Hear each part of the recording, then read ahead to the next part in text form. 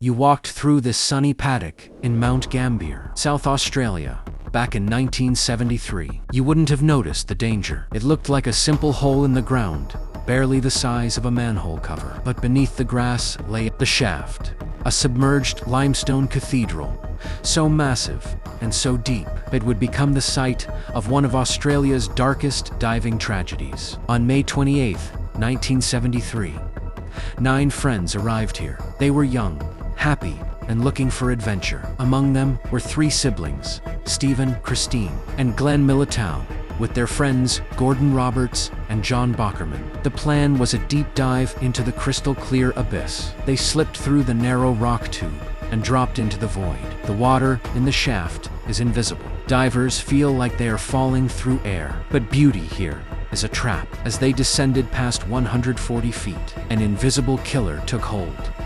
Nitrogen narcosis. It's known as the Martini effect.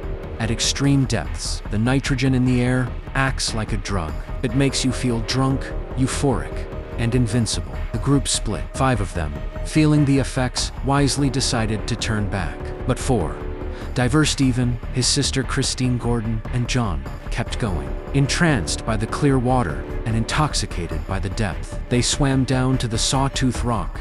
At over 200 feet down there, reality warped. They lost track of time. They lost track of their air. On the surface, the nightmare began. Glenn Millet broke the water and gasped for air. He scanned the group. He counted heads. His brother and sister were missing. In an act of desperate bravery, Glenn grabbed a fresh air tank. Exhausted and terrified, he dove back into the black hole alone. He pushed his body down to a crushing 225 feet, risking his own life to find them. His flashlight beam cut through the darkness and landed on a rock ledge. There, sitting silently on the stone, was his brother Stephen's camera and torch. They had been set down gently, abandoned.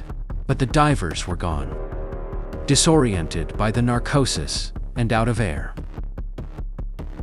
They had drifted up into the pitch-black ceiling of the cave, unable to find the tiny exit hole. It took months to recover the bodies of Stephen, Christine, Gordon, and John. The tragedy of the shaft rewrote the rules of cave diving safety forever. It remains a brutal reminder that the earth is beautiful, but the deep has no mercy.